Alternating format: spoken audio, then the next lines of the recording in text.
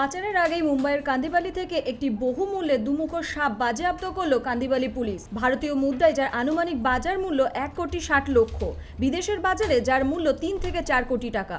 গোপন সূত্রে খবর পেয়ে মুম্বাই সংলগ্ন ভান্দুপ অঞ্চলে অভিযান চালিয়ে এই বহুমূল্যবান সাপ সমেত সুনীল মান্না ও রামচন্দ্র আহির নামে দুইজনকে গ্রেপ্তার করে পুলিশ। দুজনই গোরেগাঁওয়ের বাসিন্দা। পুলিশের অনুমান এই দুই অভিযুক্তের সাথে কোনো আন্তর্জাতিক পাচারকারী যুক্ত আছে, যারা ভারতের বিভিন্ন জঙ্গলে ঘুরে দামি সাপ ধরে এবং সেগুলো বৈদেশিক বাজারে লক্ষাধিক টাকায় বিক্রি করে। পুলিশ তদন্ত শুরু করেছেন এবং এর সাথে আর কারা জড়িত আছেন তার তল্লাশি শুরু করেছেন। कल 14 तारीख को हमारे एक ऑफिसर है PSI दीपक खिंडे, उनको इन्फॉर्मेशन मिली कि ऐसा मांडू जात का वन्य सर्प बेचने उसकी तस्करी करने कोई आ रहा है। तो उन्होंने ट्रैप रखा और महावीर नगर से 2 आदमियों को ताबे में ले लिया। उनके पास ये मांडू जात का वन्य सर्प मिल के आया, जिसकी कीमत बाज़ार में 1,60,00,000 है ऐसे बताया जाता है। दोनों को अरेस्ट करने के बाद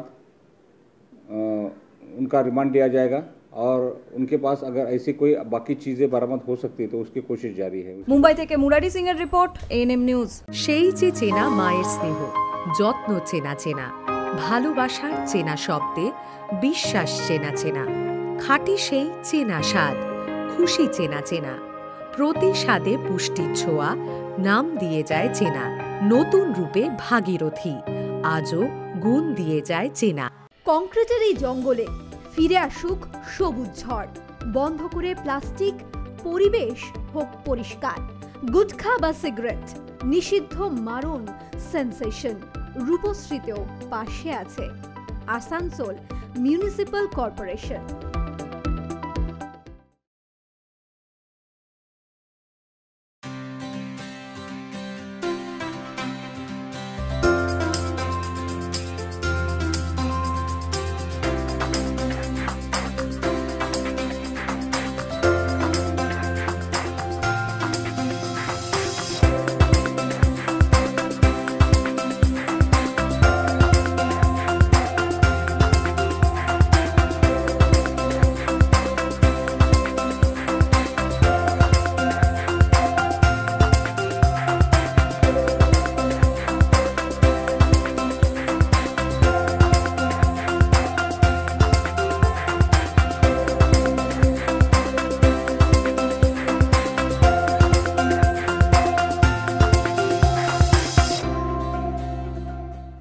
আরও খবরের আপডেট পেতে সাবস্ক্রাইব করুন আমাদের ইউটিউব চ্যানেলটি আর বেল আইকনে ক্লিক করুন নোটিফিকেশনস পেতে।